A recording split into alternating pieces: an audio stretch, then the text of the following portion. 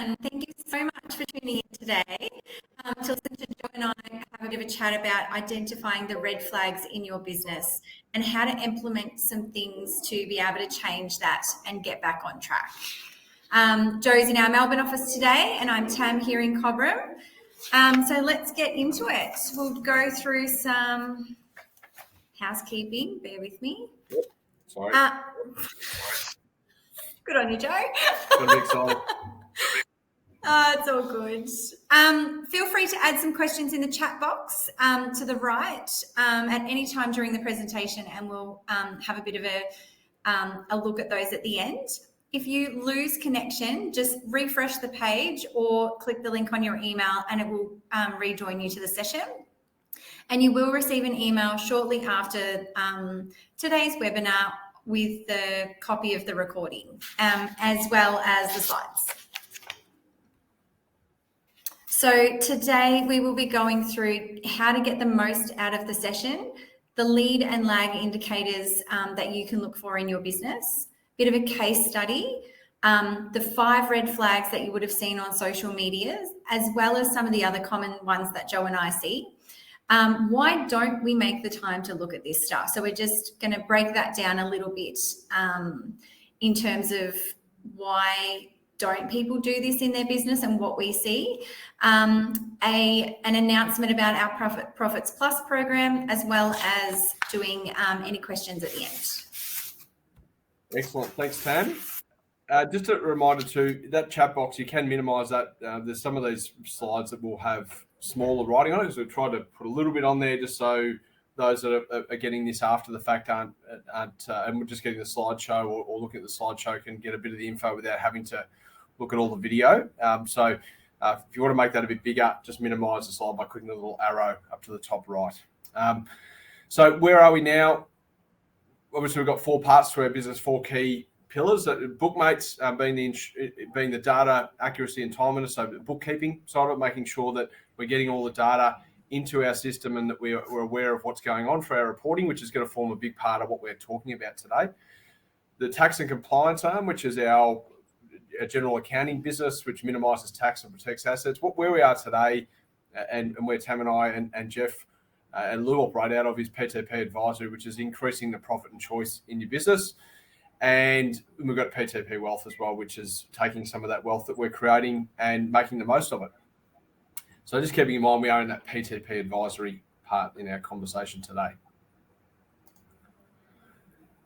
So just some tips. We do this every time, but I think it's important to run through to get the most out of this. You're giving up an hour of your day, an hour on a Tuesday afternoon is valuable time, understand. So thank you for doing that, but also let's make the most of it. So be open to new things and revisiting things that you may have heard in the past. And again, that's about sometimes things when you hear it 2nd, 3rd, 5th, 10th time might mean something different or might come across in a different way and may resonate. So keep open to that. Listen to and note your thoughts and reactions. So they're not positive or negative, they just are. So if you can note them down, then you can deal with them later on. So again, they're things around, okay, well, I can't do that, or that doesn't work in my business, or whatever it might be. Note it down, and we can have a chat about that later. We can reflect on that. Commit to trying at least one concept or action. We're big on this. You don't have to do 20 different things out of these things. We're going to cover off a lot of things in this session. We often run through 5 or 6 key things. We only want you, and at the end, we're going to ask you to focus on one thing and what you're going to do to get that into place, because you only need to do that one thing and take those little steps forward in order to make a big difference, rather than trying to commit to heaps of different things. Ask your questions. Utilize the fact that most people will not ask a question, even if they have one. So you've got access to us for an hour. Feel free to ask. I think Tam said it earlier on. Feel free to ask on the way through. We do get a little notification that pops up. So if we can answer the question as we go, we certainly will. If we can't, or it's better answered at the end, we'll do that at the end of the session as well. So please ask your question. And set yourself an accountability action or the magic step to ensure that you've done something with the information you learned. So email us. Talk to your business partner, talk to your spouse, whoever it is that can hold you accountable to making a little bit of a change or changing something, going about the way you go about something in your business. Just make sure you tell someone and ask them to ask you about it in a few weeks' time, see how that goes. And hopefully that will I suppose, motivate you to continue to make these little steps forward. Just a quote we thought was appropriate for this is that you can't go back and change the beginning, but you can start where you are and change the ending. And I think that's pretty powerful. Like it's all about understanding that at any time we can choose to change the outcomes in the future by what we're doing today, and that can change. That can be today, tomorrow, at any time. Very relevant to what we're talking about today as well, Joe. Absolutely. Okay, so we'll jump straight in. So today we're going to be identifying which red flags are lead and lag indicators in your business. If you caught our last webinar, we did go through this in detail, so I am going to only briefly talk about it today. But if you would like a copy of the last webinar, please let us know. So lead indicators are proactive early insights to how your business is performing. They look forward and you still have the opportunity to change the outcomes. So things like the number of sales that you're getting, customer satisfaction, social media engagement, those sorts of things. Sorry. My little mouse went missing. Lag indicators are reactive and they look at what's already happened in your business and they're things that you can't change. So you've got no opportunity to change the outcome. You're literally just dealing with it right here and now. So it's really important to know that some of these are things like your revenue and profit, cash flow, WIP and inventory levels. But you need to know what these lead and lag indicators are in your business so that you can know what levers you need to pull to monitor these and to change them going forward. So we're going to go through a case study. Now we want you to pop into the chat box on the side. What is the number one red flag that you see when I'm going through this case study? So ABC Manufacturing Company is a mid-sized manufacturing company that specializes in producing industrial machine components. With a history spanning over 50 years, the company has built a really good reputation for itself in the market. However, recent times have meant that they're facing severe cash flow problems, jeopardizing its operations and long-term sustainability. So in the past, the business has been really highly profitable. It supports 4 families. It's a generational business. But changes in production have meant that the turnover has significantly decreased. They have been so busy working in their business and not on their business that they haven't been looking at reports in the last 12 months and actually generated $1 million loss last year. Ouch. One of them, yeah, very, very bad. One of the major contributing factors to the cash flow problem is the delay in receiving payments from customers. The average collection period has increased from 30 days to 90 days, which puts a massive strain on the working capital of the business. The company has been accumulating excessive inventory due to overproduction and misjudging of the market. And obviously that's tied up a lot of the cash throughout the last 12 months as well. Like most businesses, they've been experiencing rising operational costs, generally due to raw materials pricing increasing, labour costs and energy expenses. They were the 3 major ones. And that's obviously also impacted cash flow, but their profit as well. They've taken out lots of loans from different financial institutions to fuel some expansion, but also to help with cash flow in the last 12 to 18 months. But what they're finding now is that the loans and the interest are becoming too burdensome on the current cash flow. They used to have a healthy bank balance, but now they're in overdraft and are having problems paying their suppliers within terms. They're 2 to 3 months behind and have been put on stock credit multiple times. So they make sure that they have enough money from week to week to pay the net pay, but Super and PAYG have backed up over the last 12 months and they haven't made any payments towards those. ATO debt is rising and they haven't lodged their BAS statements in a little while. And short supplies in materials in the last 3 months have actually impacted production severely, and they're struggling with being able to finalise orders. So what did we think were some of the red flags in there? Thank you, Brenton. Here we go. There's a few coming through now. But I was thinking I was going to have to see what was going on there. There was nothing. There was a fair few red flags in there, Tam, I reckon. So Brenton has put in there, there's quite a few coming through now, guys. Thank you very much. So debtor days and pricing on jobs squeeze margins, causing strain on the rest of the business. That is for sure something that makes a big difference. They've gone from 30 to 90 days, the debtor days, and that's average days. That's one of the things we're going to discuss. Pricing on jobs as well, squeezing on margins. I'm sure we're all experiencing that across the board at the moment with things increasing in price, whether that be your direct inputs or overheads. Everything seems to be going up in value. And if we're not adjusting for that, that can make a big difference. Sue, thank you very much. Sue has mentioned the overdraft and requiring more overdraft, or that getting out further when they were previously in substantial funds. So that means their cash reserves have decreased pretty significantly over that time, which when you make $1 million loss is generally what happens. Thanks, Sue. Matt, unable to pay suppliers, super unpaid for sure. And again, we all experience this from time to time when things get a bit tight at the end of the month, paying suppliers, superannuation going unpaid. That's a big red flag because that's the ATO and the government are very strong on that, and it's something we really need to be on top of. And it's flying on to Nerita's point here about ATO debt as well. The ATO were very generous over COVID, as they should have been, to support businesses and get through, but that's now tightening right up, and we're starting to see a lot more action on that front. So the indicator there around not being able to pay super, ATO debt, having payment arrangements, absolutely. Borrowing to fund operational costs. So Peter's saying, yeah, but borrowing to fund operational costs around is a big one. Obviously, having to borrow generally, we should be looking at any time we're having to borrow, why we're doing that, whether we're going into purchase an asset or to fund operational costs. Generally speaking, there's obviously a reason why we're going to do that. We don't want to be forced into leveraging and borrowing. Inventory out of controls is another one.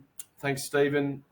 Absolutely, that's a big one, and that's actually a really hidden one quite often because we don't see the cash going out. We've got the money we've got the stock in the shop or in the storeroom, but there's no necessarily awareness of what that value is. So that's a big one. And Sue. Need to keep on top of reports and monitor them and act accordingly for sure. So that was a big one, was that they're not looking at their reports. I think you said, Tam, they haven't. Yeah, that's right. Yeah, this is haven't been too busy. Vicious cycle of okay, well, we're too busy, so we need to be making sure we're doing more work in order to make profit, in order to get back out of this hole.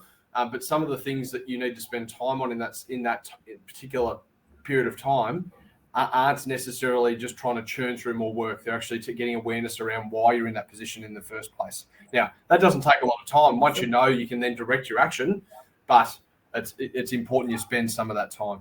Sue said regularly debt collect, absolutely. Monitor inventory and order only is required. Sue's on fire.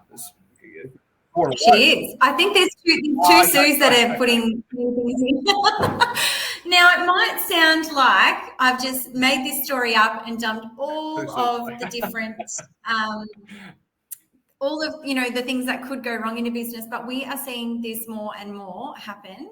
And this isn't a fictional story, unfortunately. It is something that's kind of been happening. And I think in the current economic environment, we need to really be aware of what's going on when we are so busy, because no one can find staff. Everyone's really busy. And this has been a really big COVID hangover thing that I know I found with my advisory clients, and I'm sure, Joe, you're a bit the same, is that no one really has the time to be focusing on some of this. And this is where some of these red flags are starting to really be really bad in some of these businesses when things like this haven't happened. It's a combination of we're very busy because COVID was a bit of a general, that's a well-used term, and I hate using it, but I'm going to go into anyway. It's that two-speed economy.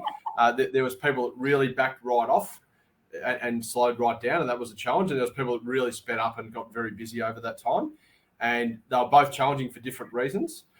The ones that have now continued on, now we're sort of getting back somewhat into that recovery period for everyone. The ones that have been busy, particularly say in that construction space, it's stayed very busy, and there's now more pressures on there in terms of costs and customers, potential customers maybe not being as keen with interest rates and all those sort of things. And we're not necessarily taking the time to be aware of that and go, okay, what's going to happen in the future? And again, we're not talking about days and weeks of time. We're talking about just being aware of the key things. So thank you everyone for putting those points in the chat. Thanks for owning up to the second Sue there, because I thought first Sue was just going ballistic with the answers. So thanks to both of you, and thanks to everyone for putting their answers there. There's certainly, as Tam said, there's certainly a lot going on in that example, but even 2 or 3 of these things happening in a business, even one of them happening in a business, can make a big difference. So we're going to go through our red flags now. So hopefully you've seen these on our socials through the week. Last week we went through 5 of them. There will be some more at the end, as Tam said, but these are the 5 key ones. So starting with number 1 is our bank account decreasing. I think we said in the video, it sounds really obvious as to why it's a red flag, because obviously our money is dropping and we need money in order to fund things in our business, to operate, not just to grow or to buy new assets or anything, just to actually keep the doors open. So it's pretty obvious why it's an issue if our bank account's decreasing. The problem with it is that it's actually really hard to spot often. It sounds really obvious, but our bank account, anyone in business knows that the bank account isn't a linear thing. It doesn't go up and down like this. It goes all over the place. So money comes in, goes up, money goes out, it comes out, a big lot of wages goes out, you pay your suppliers, it goes out, you get paid at the end of the month, it goes all over the place. So it's very hard to understand at any one point during the month where you're at. And then a BAS comes along and completely whacks you for 6 at the end of a quarter, or your superannuation.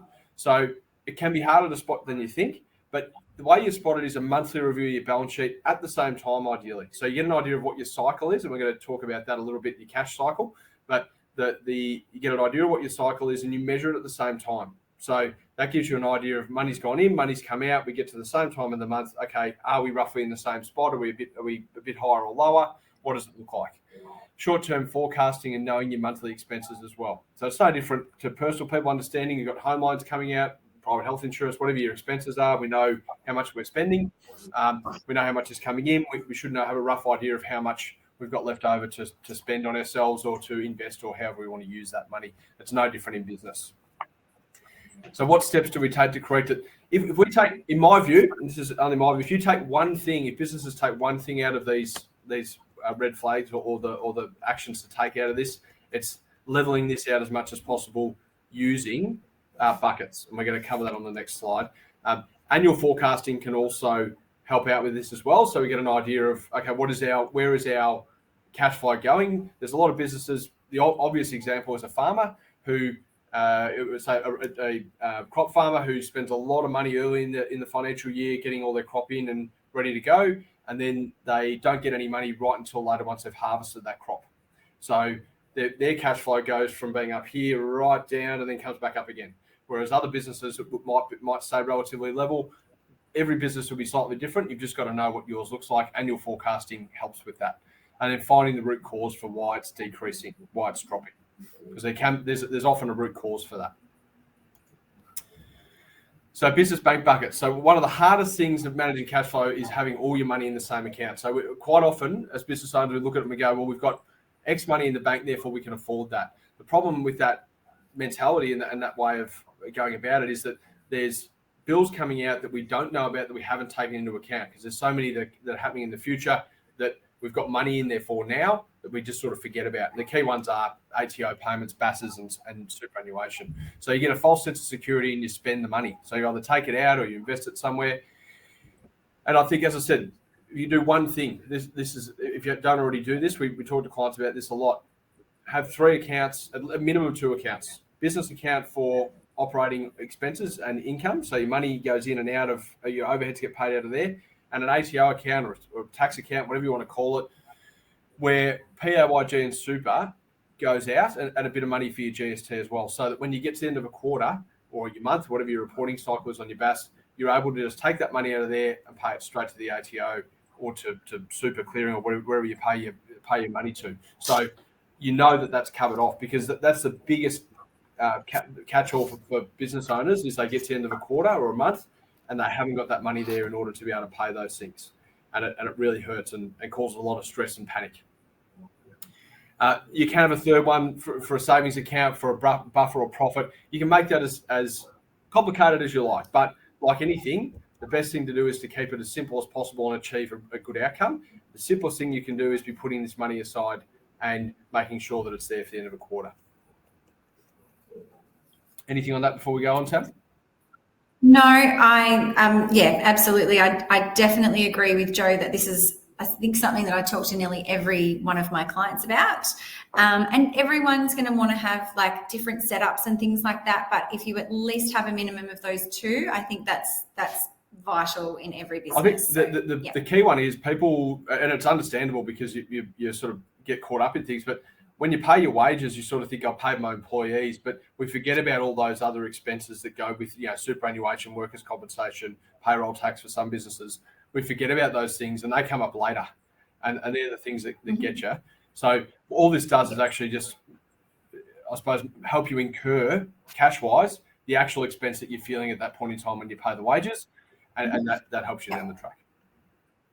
Absolutely. Beautiful. So the second red flag is if we are paying for things late. So why is it an issue? It strains relationships with our suppliers. You can actually be incurring penalties, interest, or late fees as you're going, and that can just be making the problem bigger. Debt keeps accumulating. If you're not paying for things, but you're still, I suppose, ordering materials and things like that, those creditors just keep getting bigger and bigger and bigger. And whoever is receiving the calls from suppliers chasing money, it adds a lot of stress to that, as well as just whoever's inputting it and can see that there's some problems there. So how do you spot it? Obviously, if you're out of terms with your suppliers, if you're receiving phone calls, if you're having to put payment arrangements in place, either with the tax office or with other suppliers, and you're not being able to pay super on time, is a really big one. So this is a lag indicator in your business, and it just is a symptom of something in your business not operating correctly. So as Joe said in the previous slide, we need to be getting to the root cause of why that would be the case. So it could be that your margins aren't right, or you're not collecting the money quick enough, you may not be invoicing quick enough, or the production or timing of things in your business isn't quite right. But we need all of these red flags, particularly these lag indicator red flags, are the symptom of something not happening. So these are those reactive ones I was talking about before, and they're the ones that we need to be kind of going, okay, well, this is the situation we're in, this is what's happening, but what is causing it? And you may need to ask for some help on that as well, because it's not obviously something that is easily identifiable sometimes. So what can we do to correct it? So creating a cash flow budget, setting up some payment arrangements. Once you've done a budget and you can see where you're at and what you can afford, putting those payment arrangements in place so that you can stick to something without defaulting it. Because what happens is if you default or you don't follow through on something, when you promise a supplier that you're going to pay them and then you don't, you're actually just making the situation worse. Same with the tax office. If we see quite often that people put payment arrangements in place for the tax office and they default and they default and they default again. So it just doesn't help the situation. Obviously, setting up some of these business bank account buckets. Some of my clients have like 6 or 7 of them. Some only have the 2. Every business and every business owner is going to be different to how simple or how complicated they want to get it. But just, I suppose, starting with that minimum of 2. Communication is absolutely key. So communicate with those suppliers with what you can afford. Stick to what if you're promising something, stick to that.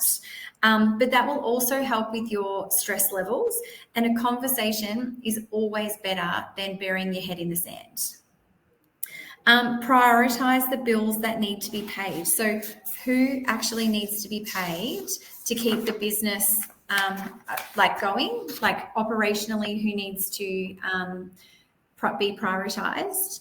Some statutory obligations such as super. If you aren't paying super and your employees don't know about it and they find out, that's a really big problem for you as a business owner. So there's some things that you've got to prioritise around over others. So just making sure that, I suppose, they're being prioritised and there's a bit of a plan of attack in place. Seek some financial assistance so you can refinance. But there are certain things that you could be potentially, depending on the type of business or industry, there are actually certain bank things that you could put in place, such as like a trade finance or something like that, or an overdraft facility that actually might help with that cash flow. That might be the right type of thing for your business. But without doing a cash flow budget, you're not going to know that. And without maybe seeking some advice, it might be a little bit difficult to do that. Or you could potentially do a refinance or something like that. But just knowing that if you haven't found the root cause of what's causing this red flag, that it doesn't matter if you go into more debt by refinancing or just getting a bigger overdraft, you are just making the problem worse, I suppose. Excellent. So number 3 is extended debtor days. We spoke about this in the case study example, going from 30 out to 90. And why is it an issue? This basically means the money's coming in slower from the people that you're invoicing or your sales. And your cash flow cycle, so the amount of time it takes for you to start a job or to start something and go through that selling process, complete it and collect the money, invoice and collect the money, is just stretching out longer. So customers or clients might be struggling as well. It's an indicator of that. And how do you spot it? Well, it's pretty straightforward. Most accounting software programs will have what's called an aged debtor report, which tells you who owes you money and how long they've owed you that money for.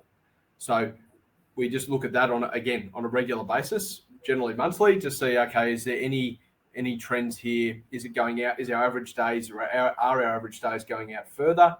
And is there a particular customer that's taking longer to pay us than what they ordinarily have? We measure versus our payment terms as well. So we don't measure versus relative to other customers. We measure relative to what our payment terms are. Now, if we set our payment terms at 14 days or 30 days, whatever they are, generally speaking, that's set for a reason. It's because we need to collect that money in that period of time to keep things rolling. So if we don't collect it in that time, if we're collecting it at 60, 90 days, it just means that the flow-on effect is we don't collect it and we can't pay other suppliers, we can't pay for these other things as well. So the longer that drags out, the more we're in a position where we're getting tighter ourselves. Forget about, this has got nothing to do with profit. This is again, as Tam talked about before, a lag indicator. So it's after the fact. We've the work we've done or the item we've sold, and we're just not being paid for it. So whether we made heaps of profit or we made none, it doesn't matter until the money hits your bank account. What steps do we take to correct it? We've got clarity around debtor terms. So again, this is up front and saying we need to be very clear that when we extend credit to people, and that's what we're doing, we're acting as a bank to other business owners or other people when we do this, that we understand what that means and that we don't create unwritten ground rules, that third point there, and say, okay, well, yeah, our terms are 30, but you can pay us in 60. That's fine. Or you can pay us in 90, or just pay us when you can. And regular communication, no different to the supplier side, is this doesn't need to be a grumpy discussion or anything like that. It's more just keeping in touch with them and making sure that they're aware of where we're at and what our expectations are, and reminding them of that. And if they go outside it, we just have a gentle reminder back the other way. And again, there's no black and white here. People in business, we understand that businesses will go through times when it flows and there's peaks and troughs. So you've got to work with people and understand that that will occur. And for the most part, if you can be getting it right 80% of the time with 80% of the customers, everything will be fine. Absolutely. Now, Joe, I just wanted to mention, while you were talking about that, I just thought of something that I've been dealing with another client of mine, that sometimes what happens is with these debtor days, it's nearly like a set and forget. You kind of, when you start the business, you set your debtor days, and it might be 30 days from end of month. And then generally speaking, you don't really think about it then going forward. But it's something that you do need to review, because as things change and as the business grows, or as you potentially change suppliers, your payment terms may be changing with those suppliers. It may be 7 days from the date that you get the invoice. And maybe that old rule that you put in place around your debtors isn't necessarily relevant to your business anymore. So look at actually what is that, and is it relevant anymore? Do you need to be actually making it 7 days from date of invoice? Is it 25 days from end of month, or something like that? I do have a lot of clients that have changed to, instead of being from end of month, they've gone from date of invoice. So even if it's 25 days from date of invoice, that potentially means if you're invoicing on the 15th of this month, you're going to be receiving payment 15 days earlier next month than you would have if it was by end of month, or 25 days after end of month, if that makes sense. And I suppose the other one that I have seen clients do, if you are a trade and you have to go, say, out on breakdowns and things like that, quite often they're the clients that don't like paying, or we can communicate with them upfront, but actually getting one of those square readers or a EFTPOS machine that you can take with you, making them pay upfront a deposit of, say, $200 or whatever's relevant to your business, and making them do that upfront before you start the work, because that generally weeds out the people that aren't going to pay, and you might as well not do the work if they're not going to pay you for it in the end.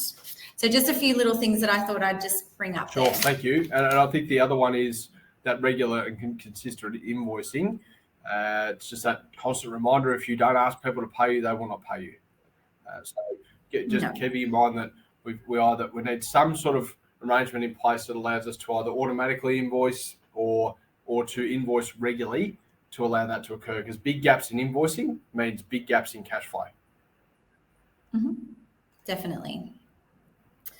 Okay, so budgeting, why is it important? Joe and I don't just say this because we're boring accountants and we like to do this type of thing. It is really such a vital piece of information to you as a business owner. It helps you to know where you're at. It helps you have a bit of visibility about if things are going to get worse before they get better. And it allows you to be aware of that so that you can make some informed decisions around particular work that you might be completing. It might be around what you order. It might be around some specific, were you going to go and do an expansion or grow your business, but it may not be the right timing. But without doing this exercise, you actually don't know what you don't know. You can see some of those red flags. So income isn't going to be enough to cover expenses for this month or maybe next month. It then allows you to be proactive and try and fix that. So if you know that traditionally maybe January and February, maybe you close down over Christmas, and you've got a bit of a lag coming back to January by the time everyone has their leave and you kind of get some jobs on the ball. You can be proactive about that right now, and start to reserve some cash flow, because you already know that that's going to be a problem, as opposed to getting to January and going, oh my goodness, I don't have enough money to pay the bills this month or to pay payroll or whatever it is. So it helps you be proactive so that you can fix things and soften the blow. You can also visually see where you might be leaking money in overheads and make some changes there. So again, quite often when people look at a profit and loss, it can be really overwhelming. There's lots of lines on there, and you tend to kind of look at maybe one or two things, but not really delve into those overheads. Now, Joe and I are really big believers that there's some key levers in your business, and usually it's sales and GP that are going to make the biggest impact to cash flow. But also having an awareness of those overheads is also really important as well. And again, opposed to looking at a profit and loss, a cash flow budget has things like loan repayments in there and ATO payments. So you actually, and even drawings or personal wages for yourselves. So you actually get a more accurate view of what is going to happen to the bank balance or the cash in your business, as opposed to just looking at a profit and loss report where it's not really a very good, accurate. It's accurate for some things, but not for cash flow. Okay, so the fourth red flag is pricing. So this is actually a lead indicator. So it can help you identify that there's going to be issues in profit in the future. But because if you don't know what your numbers are, then you can't actually say quote for things properly, or you can't price goods and services properly in your business because you don't know what your profit's going to be. So costs increase over time, so your profit becomes smaller and smaller. You might be actually at a competitive disadvantage if you're at the bottom of the market in terms of pricing. If you have to constantly have sales to sell products, one, that means that customers are probably only going to buy from you when you have a sale, but also that maybe those goods aren't really what the market's after. The perception of value. So customers actually might start to think that you're offering an inferior product or service if you are that much lower than anyone else. So how do you spot it? So obviously your profit and your cash is decreasing. If you're winning every quote with no one questioning it, that's generally a red flag in itself because you're obviously too cheap. If you're below the market with pricing, so making sure that you kind of do some market research there. And if you actually haven't looked at this in a while, or you've never really looked at it, it's definitely something that needs to happen. It's the pressure on pricing over the last 12 months particularly has been, or on margin, I should say, on gross profit margin has been immense.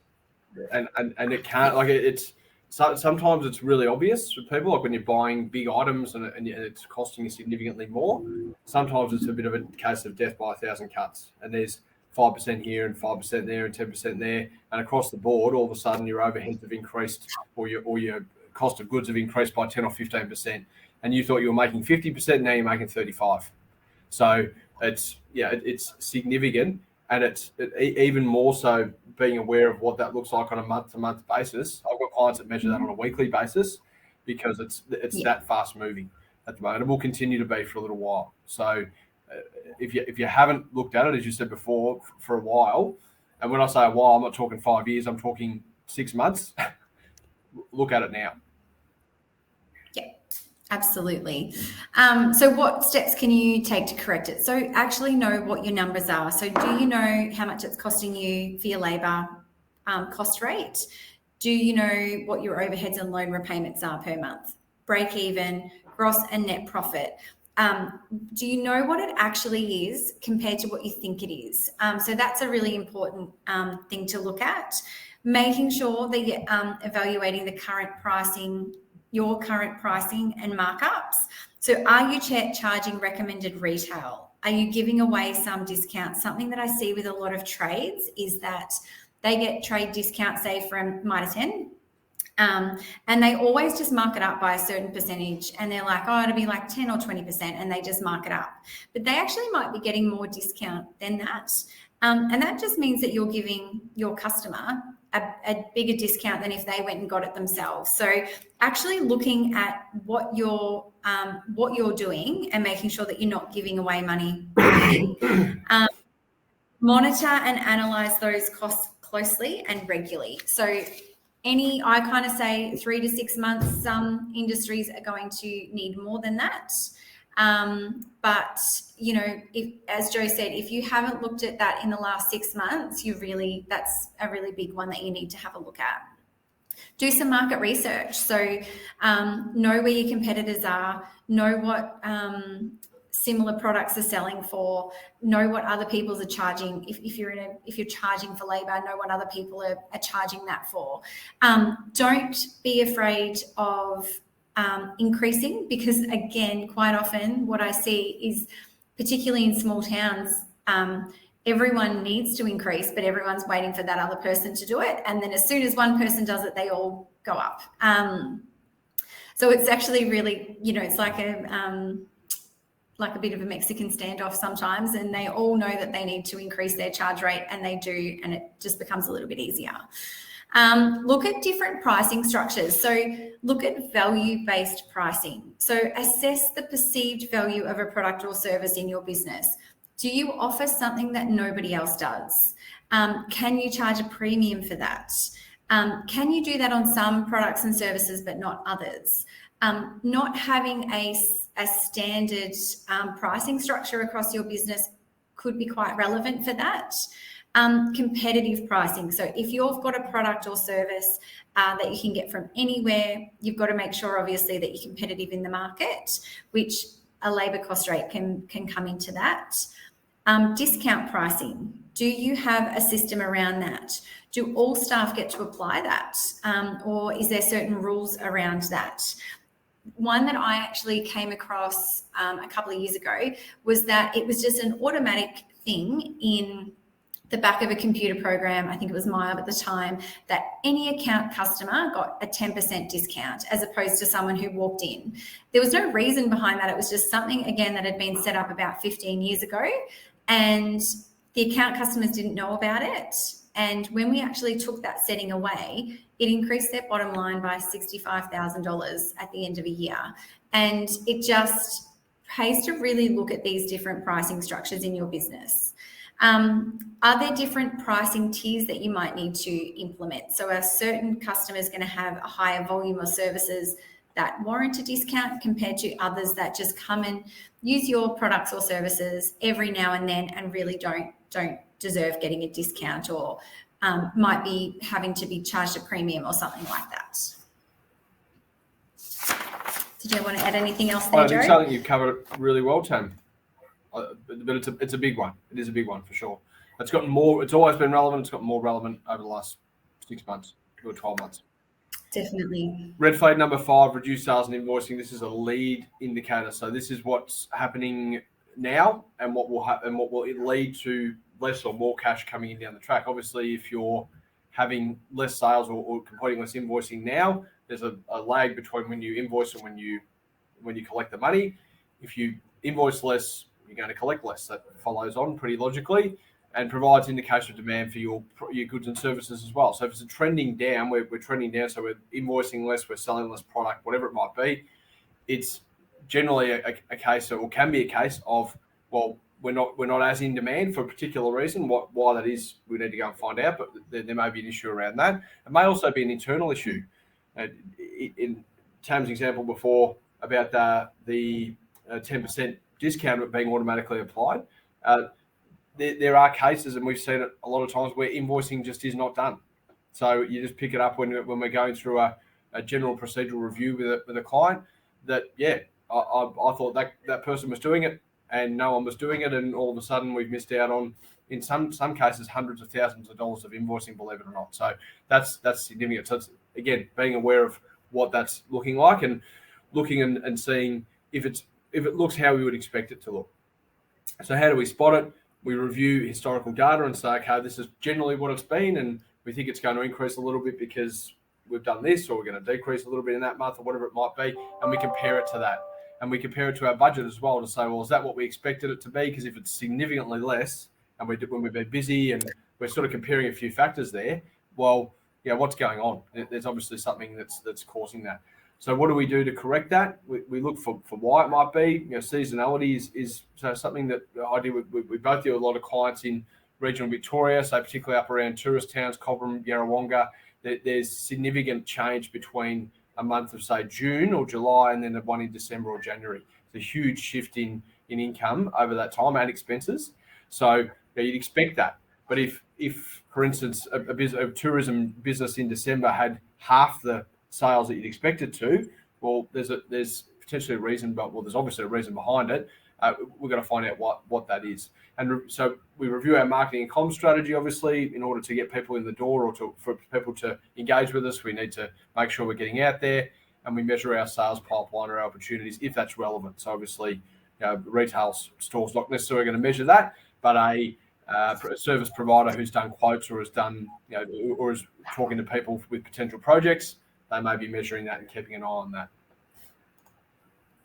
I'm going to run through some other red flags here, and again, these are I suppose additional ones, and there are more than this, obviously, but these are additional ones that we see pretty regularly, and they are excessive personal spending, excessive inventory levels. We discussed that before in the case study. Increasing debt levels with no plan, so I need some money, I'll go and increase the overdraft. It'll sort itself out. Obviously, sometimes it does. Rarely it does, but sometimes we sort of run with that, stick the head in the sand sort of case, which is easy to do, but it doesn't lead us to where we need to be. High uncontrolled growth is another one. It's often, growth is considered a good thing, and it is, but it's got to be done in a way that's controlled and that you understand where you're going. And if it's uncontrolled and it's going in a way that's eating up all your cash, that's not fantastic, obviously. Dependency on a few key customers. So again, we're getting half of our income from one customer, or even 20 or 30% from a customer is a significant amount of income coming in. So what happens if you lose that customer? What happens if that relationship's jeopardized in some way? What happens if they change their mind and reduce their demand by half, or whatever it might be? It's going to significantly impact your business. Lack of financial accountability and reporting, or inaccurate reporting or data, is a big one.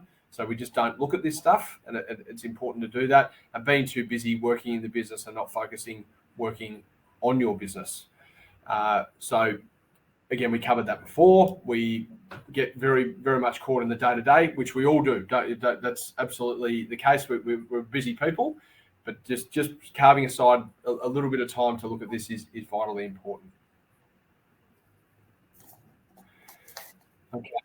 So we're going to run through this. Tam's going to run through this. Then we're going to try and leave some time for our Q&A at the end as well for people. So if you have any questions about what we've covered, please start putting it in now. But we'll just quickly run through what our solution was, I suppose, to that case study that Tam ran through earlier. Absolutely. So the first thing that we did was a cash flow budget. One, so we could educate them, but also so we could see what was happening. We identified that the GP margin was very low, and it was actually negative some months. There was excessive personal wages. So as I said before, there's 4 families that are being supported by this business. So there was a lot of personal wages and expenses going through the business, and the business just couldn't substantiate that. The staff wages were high, but what we found is that production was low. So that meant that some people were just standing around not doing anything because they couldn't get parts in. There wasn't enough profit to be paying for the loans each month. So we implemented some business buckets so that they could pay for all of their future obligations on time. They went to paying their super weekly. Now, we didn't even go and put that in a business bucket. We paid that straight to the clearinghouse because we first implemented a bucket, but then they were just raiding that bucket to pay for suppliers and going back into old habits. So we just ended up paying it straight to the clearinghouse at the end of each weekly pay, and then put some other things in place around that. And we then put payment arrangements in place with the ATO for the old historical stuff. We got them to sell some equipment that wasn't being utilised to free up some cash flow. They went and got some legal advice and decided to put some staff off because they were overstaffed for what orders they had in going forward and things like that.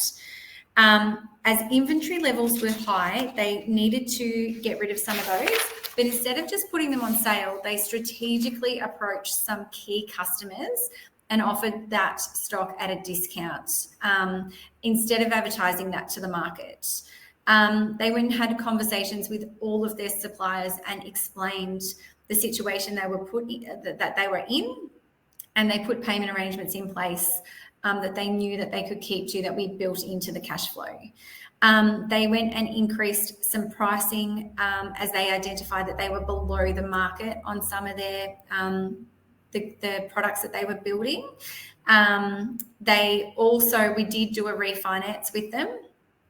So we refinanced some of those loans because they'd got some short-term funding that was, I suppose, payable back over, say, 100,000 over 6 months, and it was just too short a time frame to be able to, for cash flow to be able to float that. So we refinanced that over a longer period.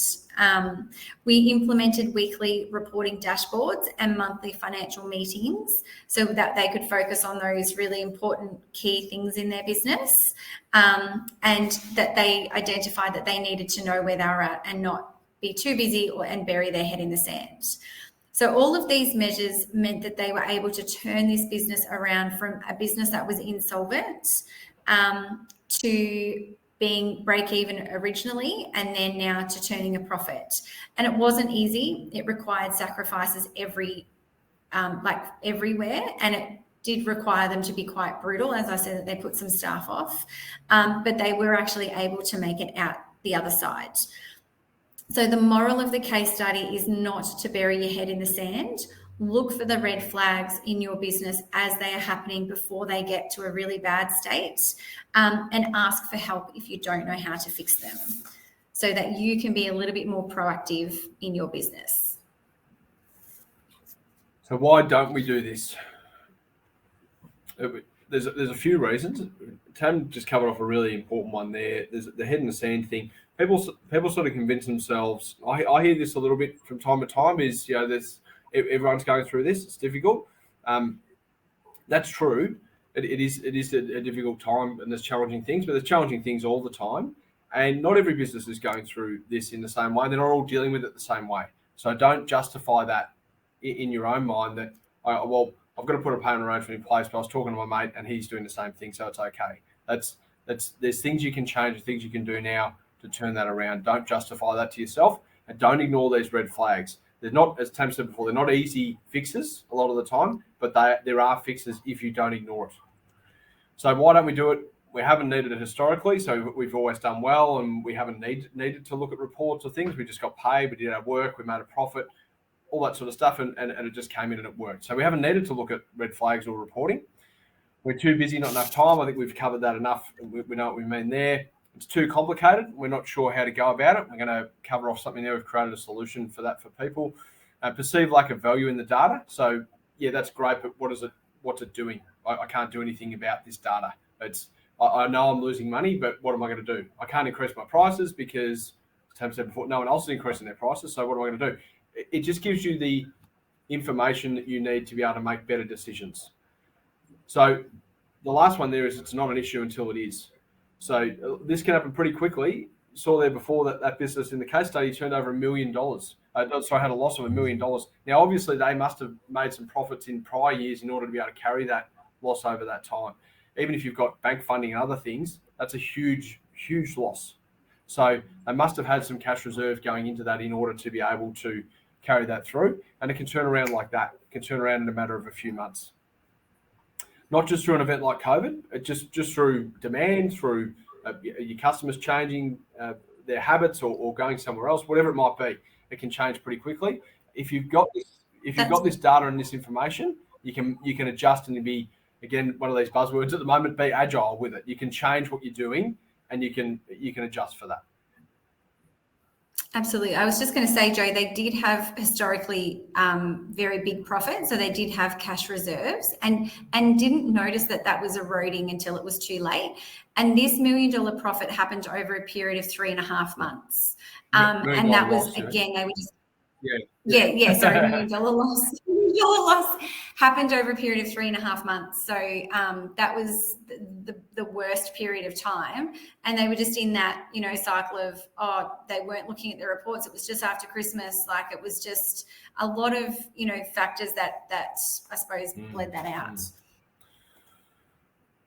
So to summarize what we've just spoken about, choose 3 to 4 indicators, both lead and lag, and we discussed why they're both important.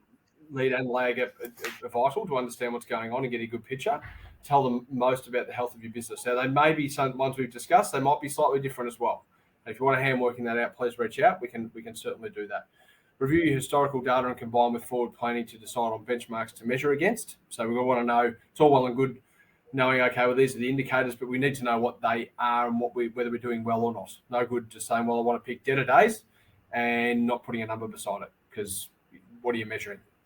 So put time aside to review these indicators on a weekly, monthly, quarterly basis, whatever is relevant to you. Some of these things, looking at them weekly is not appropriate. It just doesn't make any sense. Looking at a monthly or quarterly makes more sense. Some things it's weekly.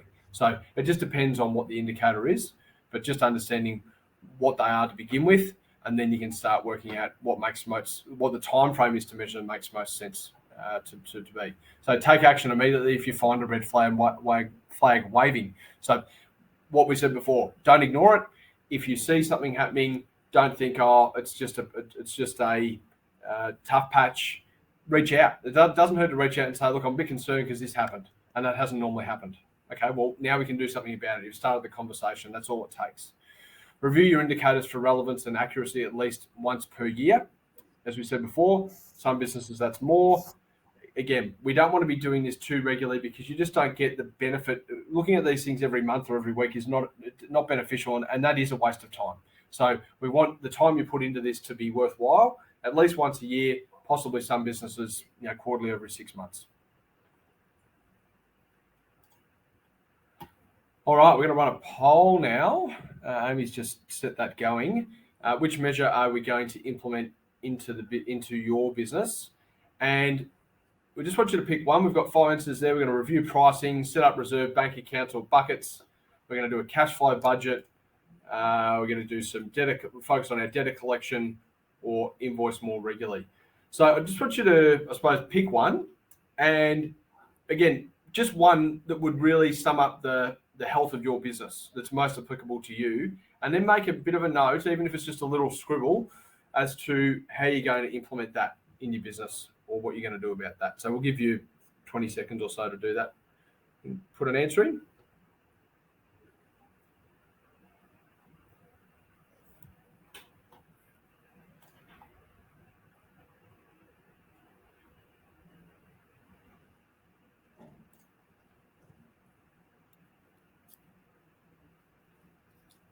Okay, 10 more seconds.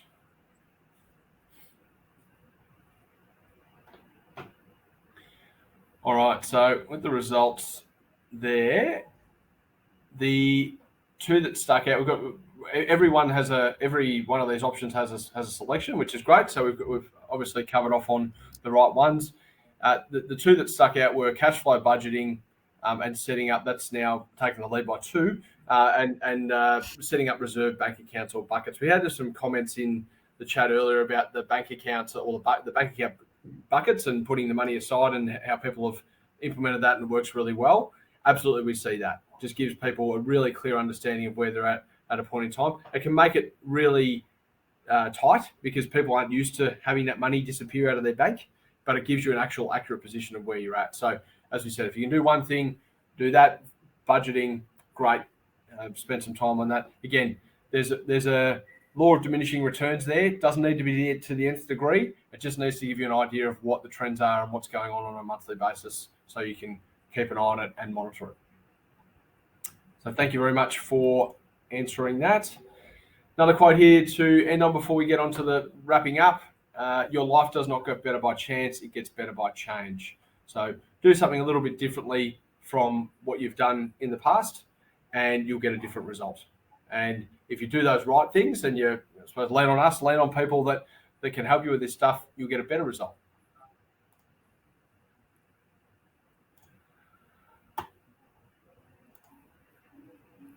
All right, time to introduce our Profits Plus program. So Tam and I have been putting this together for a little while, and it's really designed, as we said before, to help business owners get a really good understanding of the 6, what we think are the 6 most key concepts financially for a business to get the business owner to get their head around. Now, it's designed for all business owners, whether you're starting out at the right at the beginning, and you have never seen any of this stuff, or you've got a general understanding, but you could do with going into a bit more detail. Whatever level you're at, there will be something in here for you, and it provides the skills, knowledge, and tools to allow business owners to understand and make really effective financial decisions. And these are the things, putting in place measures and KPIs is one of the things, and knowing your levers. Tam spoke about that levers word before. We use that a lot. The modules will cover margins and pricing. Again, these are things that we've spoken about, and the reason we've spoken about them is, and they're in here because they are very important, vital to understand. So margins and pricing, inventory, stock, and WIP management, how to read and use financial information. So how to actually understand what a profit and loss on a balance sheet says. Not a university style education of those reports, but a practical, real life. This is how you use it and what it means. Knowing your levers and KPIs, what your cash flow cycle is, and turning your profit into cash, because profit's great, but money in the bank's even better. And the real cost of an employee as well. And that's going back into that. Okay, well, yes, we pay them on a weekly or on their pay cycle, but what does that actually look like in terms of the real cost of the business? And we'll be breaking these modules down, really explaining and educating you on these, giving you some tools and reports and things like that you can implement into your business. So it's a much more, I suppose, educational and really in the nitty-gritty compared to a webinar, I suppose, where we're able to just gloss over the top of it. And it will be these 1 hour sessions. The format we'll cover off on a particular topic. There'll be Q&A at the end. That Q&A will be about that topic if you'd like it to be, or other things as well. If you've got some other questions about any sort of financial stuff that you're struggling or that you want to understand more in your business. So our standard pricing, which we're releasing in the next week or so to the general public, is going to be $5.99, including GST, for the 6 months. We are doing them in individual modules as well if people don't want to attend all 6, or they want to particularly just attend one. And that's $200 per individual module. Our webinar attendees, we're going to, as a thanks for attending today and giving up your time and listening to us, and hopefully taking something away, we're going to give you a 20% discount on that for the 6-month program, dropping that to $480 to allow that, to make that as accessible as possible for people to get into. So if you'd like to take advantage of that, please reach out to marketing@ptps.com.au, which Amy will see and let us know, and we'll get in touch about how that will work. So we really see it as a really base level, really powerful stuff, really powerful information to understand and to be able to utilize in your business going forward, and as it grows as well. This applies to businesses that are turning over $100,000 as much as it applies to businesses that are turning over $20 million. All right, I've had a look at the chat. We've got a couple of comments in there. Paul, thanks for your comment, mate. Love this. Thanks, guys. Confident we're on the right track, which is fantastic. That's really good. If that's what you take from the webinar, that you're looking at the right things. That's awesome. Thanks, Brian, for your comment as well. Look, we're slightly over time. We're a couple of minutes over. So if there's no other questions, we might wrap it up there, Tam, I think. Yep. No, that sounds good. Thank you so much, everyone, for your time and energy today. And we will see you on the next one. See ya. See ya.